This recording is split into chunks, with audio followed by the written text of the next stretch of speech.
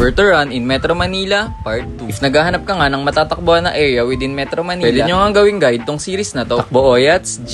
Dito nga tayo tatakbo ngayon sa Bridgetown Central Park. Located nga lang to sa Pasig sa may Ortigas area. Hindi nga kayo maliligaw dito kasi malayo pa lang makikita nyo na tong Victor Statue. Ang lawak nga nung park nila kaya maraming pamilya ang nagpipiknik at nagbabanding. May mga nagbabike, nagtatakbuhan at may nagbabadminton. Kaya nga nagpalo-palo rin kami kasi maaga kami nakarating around 4 PM pa lang. Madalas nga kami dito ang tumatakbo kapag mag-LSD or long distance run kami. Unfortunately this time, hindi ko nga nasukat kung gaano kahaba isang ikot. Nag-iiba-iba kasi ako ng ruta para hindi ako maboard. Mostly flat nga yung daanan dito and wala masyadong mga kotse sa paligid. Malawak nga rin yung daan at very peaceful yung vibes. Kahit nga wala masyadong puno, presko yung hangin. If solo runner nga kayo, isa to sa mga safe place para mag-run. Kasi maraming guard tapos may kita may mga tao talagang for fun lang kaya sila nandito. Kahit nga gabi, maliwanag at buhay na buhay pa rin yung vibes ng place. If runner ka nga na madalas ma-CR kapag tumatakbo, okay din dito kasi meron silang CR, malinis naman at mabango. Nakita ko nga rin na may obstacle course dito. So kung trip nyo na extra adventure, pwede nyo tong try. Sa mga magdadala ng car, may P-parking dito. Open space nga lang, pero malawak naman. If nagutom nga kayo after run, may kainan dito sa may parking. Expect nyo nga lang na medyo pricey dito kasi Mercato style siya. Overall, super goods nga talaga tumakbo dito. Kaya nga kahit taga Manila kami, dinadayo talaga namin. Isang malaking sana all na naman nga to para sa aming mga hindi taga Pasig. Sa ang takbuhan kayang magandang dayuhin sa susunod? Comment down below!